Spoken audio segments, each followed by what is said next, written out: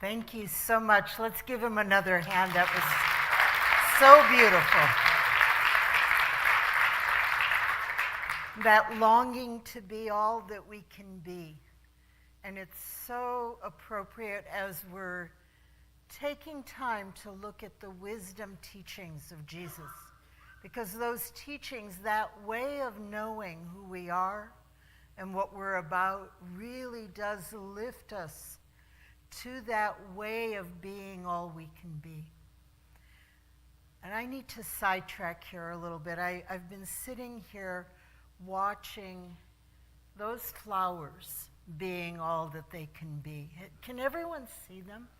The light is going to go away pretty soon, but the light from that beautiful window you all created has been hitting those flowers, and I know from rumor or underground information that those flowers come from gardens of people who are in this room and who have loved and tended those flowers, and now they're here for us to look at.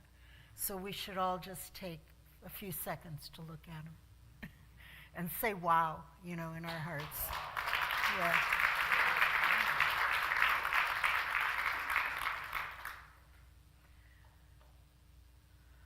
So we are spending the summer, on and off, much of the summer, looking at the wisdom Jesus, a different way of knowing the historical Jesus, the Jesus that manifested the Christ present as powerfully as he did. And the teachings are amazing. Last week, we talked about the wisdom way of knowing as being a very different way of knowing. It is more powerful than what we call intuition. It goes deeper, it touches us. It's a way of knowing that speaks to who we are. I can look at this podium and I can see it, I can know it, and this podium is an object out there, and I'm the person looking at it and knowing about it and knowing it. That's a more scientific, rational way of knowing. I'm the observer, and that is what is being observed. I'm the knower, that is what is being known. And oftentimes in our culture, we operate on that level of knowing. But wisdom, the wisdom way of knowing, is a way of knowing that there is no difference, no separation between the knower and that which is known.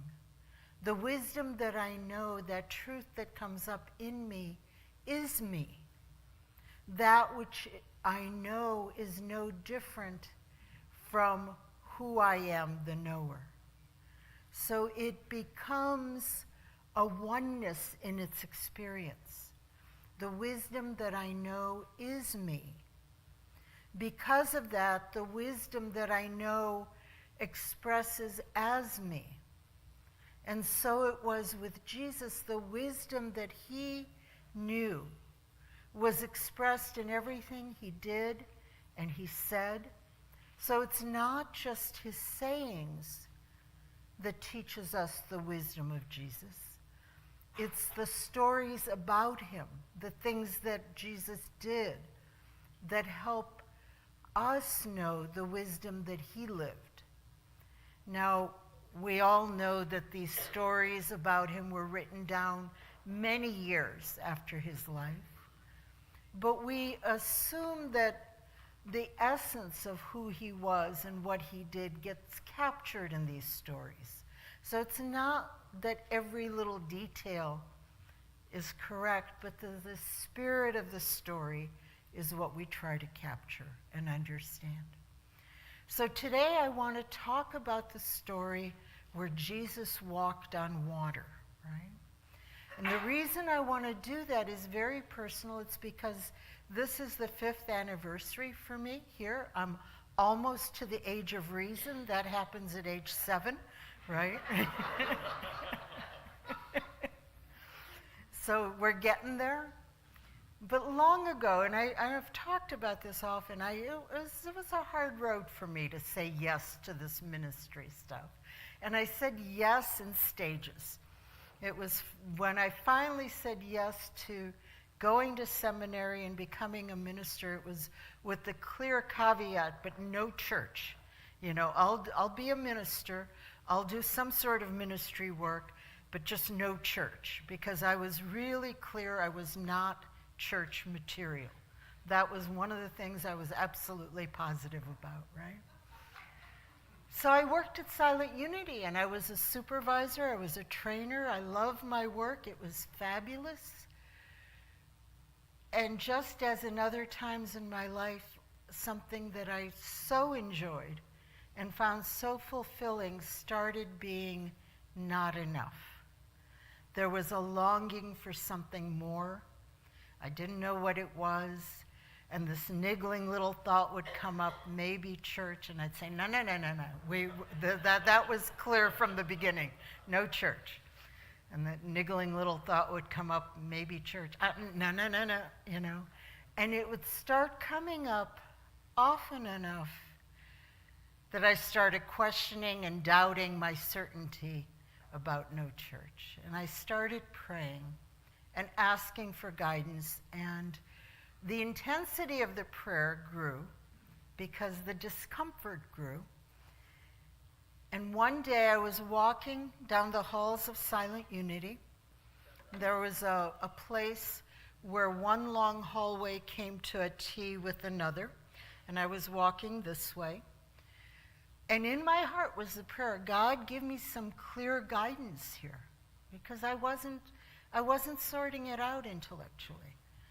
And I kept holding that, give me some clear guidance. And I get to that T, someone else was coming this way, and we didn't bump into each other. I mean, we collided. We both landed on the floor.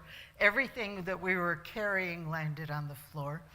We got up, and she grabbed me by the shoulders and started shaking me. She said, when are you going to apply to my church? I mean, I was just there, okay, all right. I mean, talk about having it knocked into you, right? And it was perfect. It was a part-time position at a small local church, which meant I had to give up absolutely nothing. I had to change so little in my lifestyle and what I was doing. I could continue working at Silent Unity, make that part-time, make this church part-time. I could do this.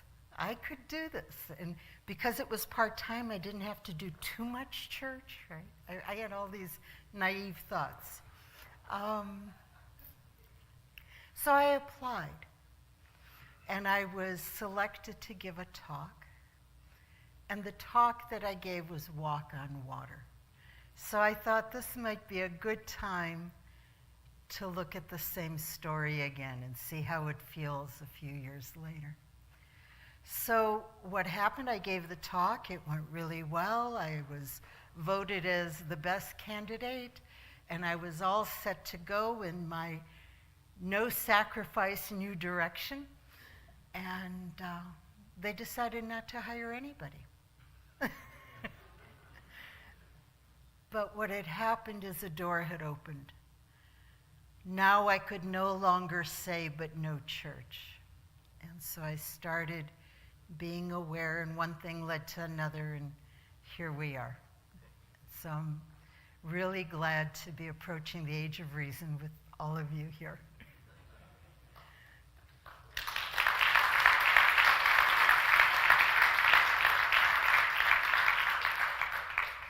When I gave that talk, the thought of doing ministry was so scary that when I talked to them, I could say, I'm walking on water right now, and it felt like it. It felt like my feet were barely on anything solid. My legs were shaky. There was no solid ground below me, and it was all I could do to keep the faith, to keep going. So I was feeling it. I mean, I was really, really feeling it.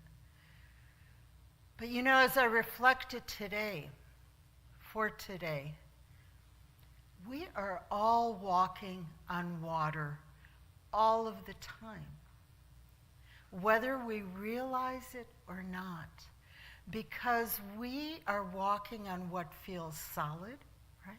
This is solid. I can count on this platform to support me always, no matter what, right?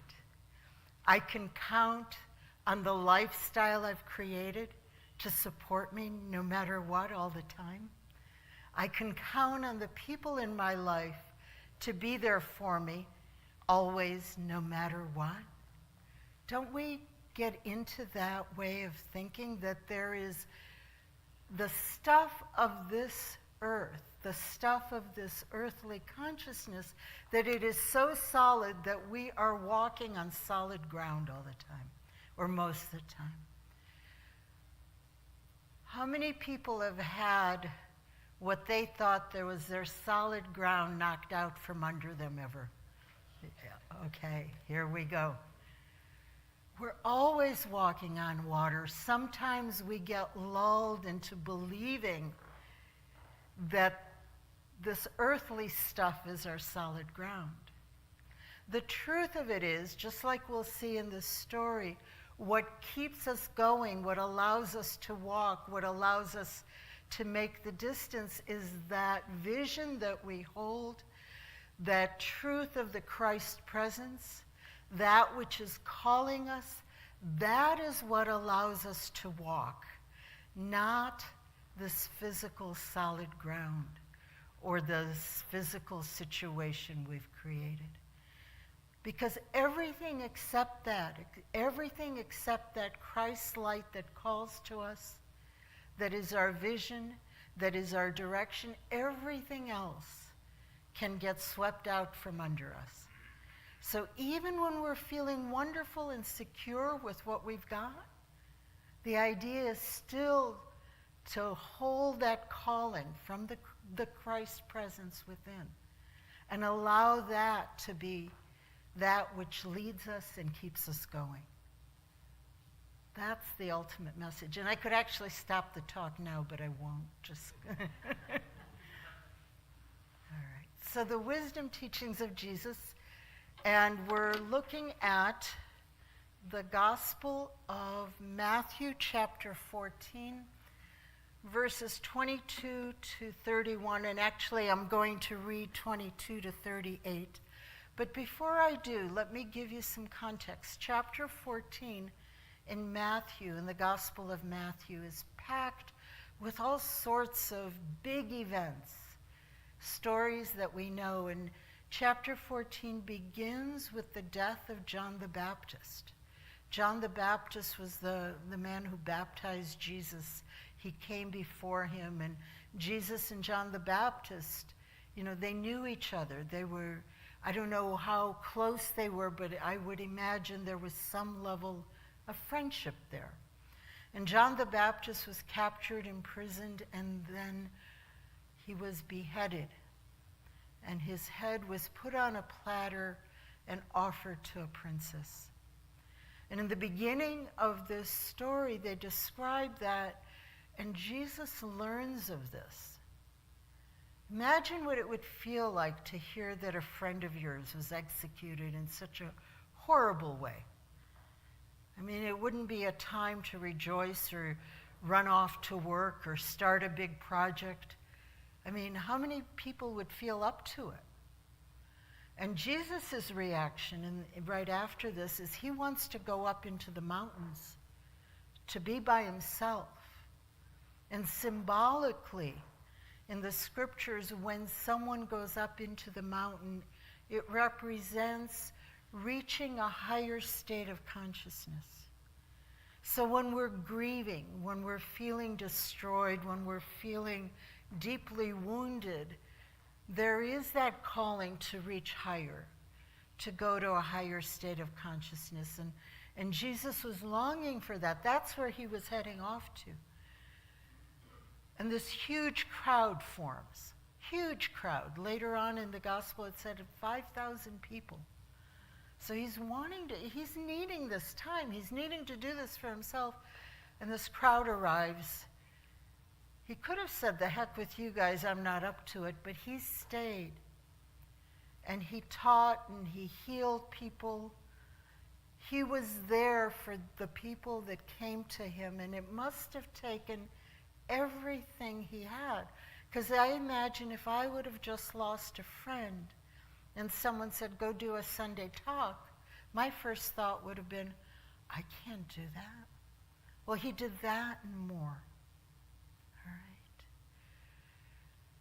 And it was in that story, when he was working with the crowd toward the end of the day, that his disciples came to him and said, send these people home, make them go down into the town, because it's getting close to dinner time, and they're going to be hungry.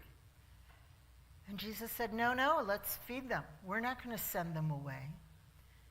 And this is the story where the disciples said, but we only have 5 loaves and 2 fishes. And Jesus said, no problem. And the multitudes were fed, and there was more than enough. So there was this movement from this consciousness of not enough to more than enough. Have you ever known our culture to be in a consciousness of there's not enough? We're deep into it right now, right? You guys stay out of here. There's not enough here. We don't have enough. No way would we ever have enough.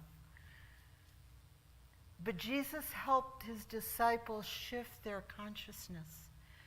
And from not enough, there was more than enough. So he lost a friend. He ministered to thousands of people. He fed them, and it's end of day, and he's tired. And the disciples are ready to get on a boat and go across the sea. And he says, I'm going off. I need some time on my own. And that's where I'm going to begin reading.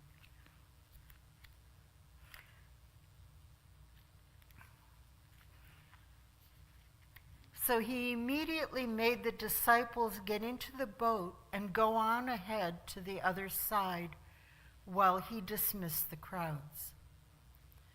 After dismissing the crowds, Jesus went up on the mountain by himself to pray. When evening came, he was there alone. But the boat, already over a mile from land, was being battered by the waves because the wind was against them. Now, I need to pause metaphysically. Water and the waves.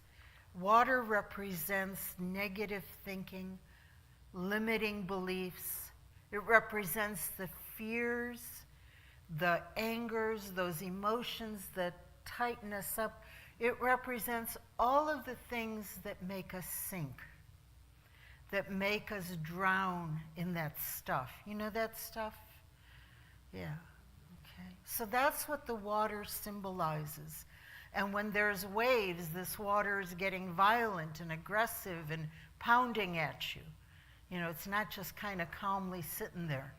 It won't let you alone. And I know we've all felt that one, right? So that's where the disciples were in that moment.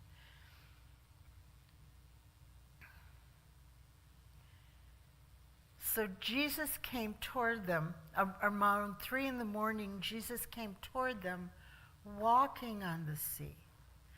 Now this means that he crossed all of those challenges, whatever those limitations were, whatever those limiting beliefs were, he was able to walk over them, not sink into them. So I don't know what was tormenting the disciples, what it was that they were so afraid of, what it was that seemed so overwhelming, whatever it was that seemed so impossible to do, because that's what that storm represents. But whatever that was, Jesus was able to walk on top of it without sinking into it. And we've all had that experience too, where there has been a tremendous storm happening in our lives, but somehow we've been able to walk through it. without sinking into it. Yeah. How many people have had that experience? Yeah. Absolutely. So we know that inner strength, that inner spirit that it takes to do that.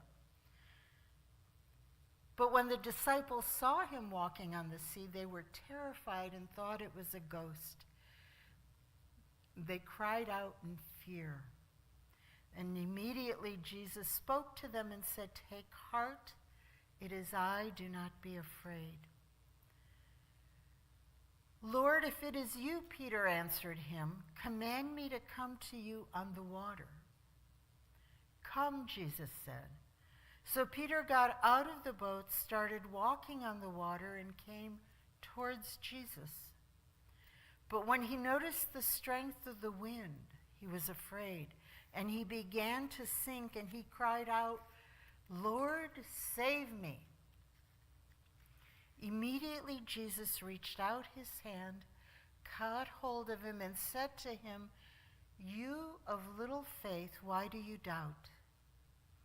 When they got into the boat, the wind stopped, and those in the boat worshipped him, and they said, "Truly, you are a Son of God." So in Unity, we look at stories like this symbolically instead of literally. If you want to read more about it or get into that, the Metaphysical Bible Dictionary is a fun read. You look up water and see what it has to say about the meaning of water. The Revealing Word sometimes can be helpful. And there's a book by Elizabeth Sands Turner called Your Hope of Glory, which is a Unity classic, and it's good to delve into. So I want to look at the pieces of this story a little bit at a time.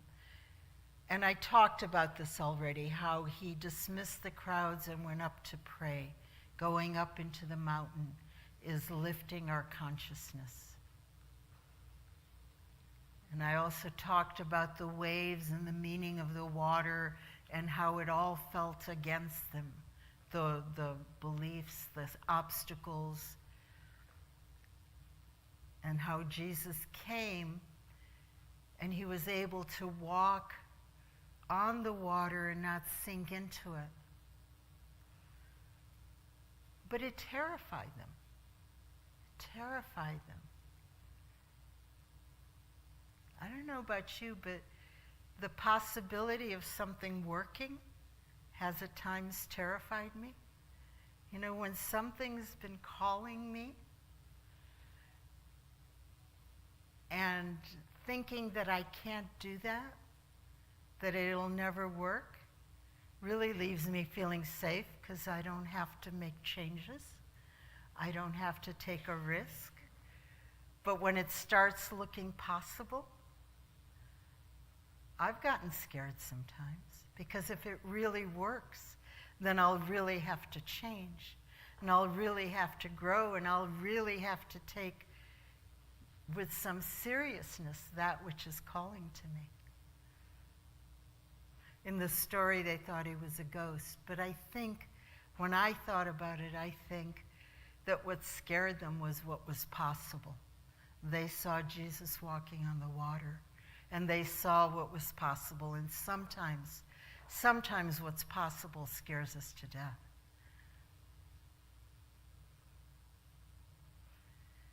Jesus spoke to them and said, "Take heart, it is I, do not be afraid." And in a lot of ways, we can say that our courage rests in our heart. In fact, the root word for the scientific words for heart, cardiology, cardiac, and courage have the same root. And when we go to our hearts, and when we find that courage, we do release those fears. So Peter said, "Okay, well, if this is really you, if this is really the Christ calling me, say to me, come." The story I told when I was feeling this niggling, maybe a church, part of what was going on is I didn't know if I was being called or if my ego was confusing me. I think we all go through that, trying to discern what truly is guidance, what is truly a calling, and what's just our own thinking kind of confusing the issue. So that's what Peter said. Is it really you? Is this really the Christ calling me? Or am I kind of thinking some nutty thinking here, right? And so Jesus did say to him, come. So Peter got out of the boat and he started to walk on water. He was walking on water just the way Jesus was walking on water. He was walking above all the dangers of the limiting beliefs and the feelings that constrict and bring us down. And he was walking toward the Christ. And then he noticed how big the problem was, how strong the winds are. Have you ever been there where you're making it through and you're walking with courage and you see the light at the other side, and then it hits you just how big this problem is, just how big this loss is, just how big the danger is, just how big the disappointment is, just how big the heartbreak is, and you start sinking again. Right? So Jesus, because he is a good New Thought metaphysics person who knew that when we sink, it's our consciousness that's making us sink, right? He looked at Peter and said, what is it in your thinking that's making you sink? This is your responsibility. This is your fault. I'll see you on the other side. That's not what he said? This is, New Thought, we're really, really loving and we're non-judgmental in so many ways.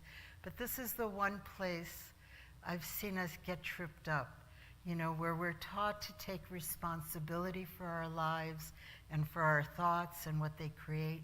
And then we turn around sometimes and we blame someone for not having those positive thoughts.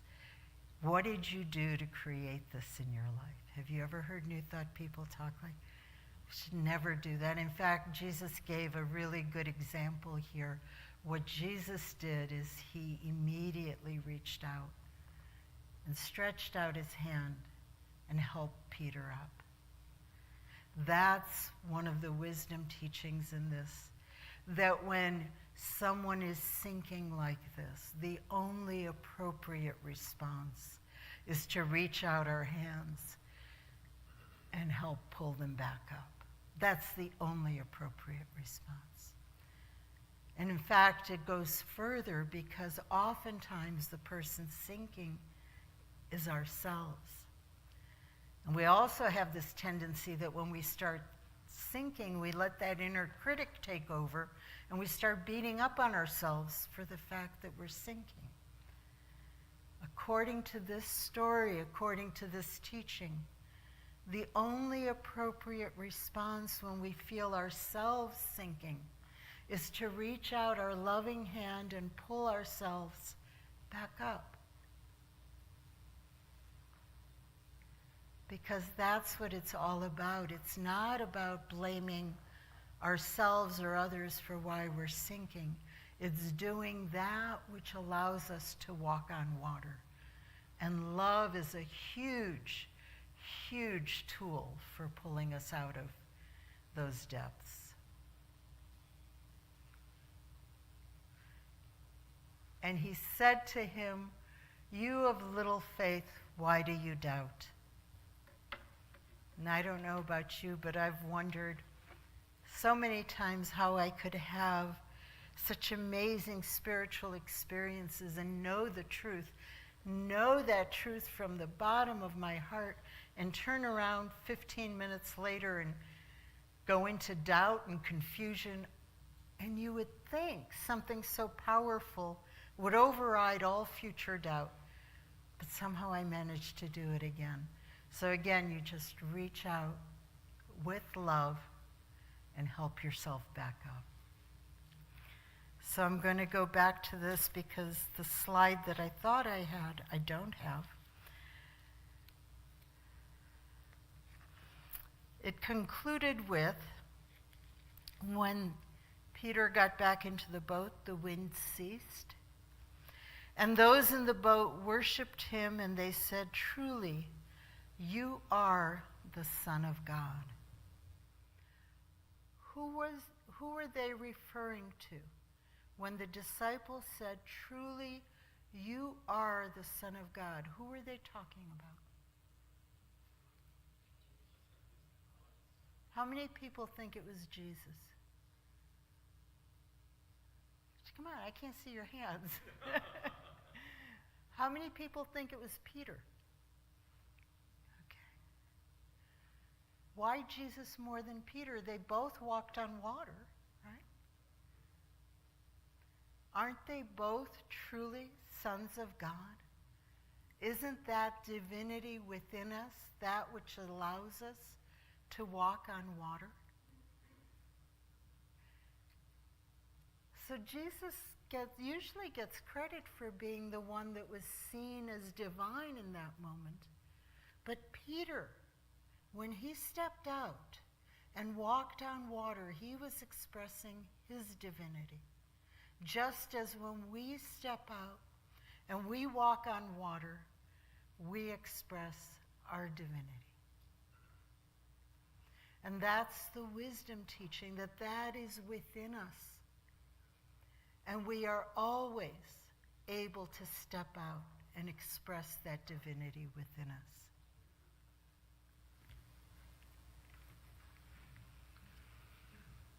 So today I walk on water. Whether I choose to or not, I am walking on water. Because everything except that Christ light that is calling to me can collapse from beneath my feet. And it's okay because the Christ is always there. And today I invite all of us to join together and walk on water. And we're called to do that. I mean, today we're going to celebrate my 5 years, but it's all of our 5 years, right? We've done this together.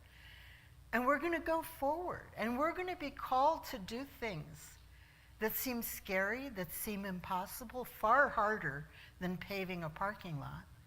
Although that's a thing, that is a thing. But there will be bigger things. Churches are changing. Churches are being called to be different, to serve the world differently. It's a world that's changing faster than ever before. And so this community that has been built so carefully and tenderly is going to be asked to grow and change in ways that might seem like, oh no way, kind of like me and no church, right? But bottom line is we will be walking on water because we have so much to give. We have so much to offer. The teachings we have to share transform lives. And we will be asked to walk on water. And in order to allow that to be gifted to our communities and for us to grow in consciousness and in community. How many people feel ready to walk on water no matter what we're called to do? Yeah. Namaste.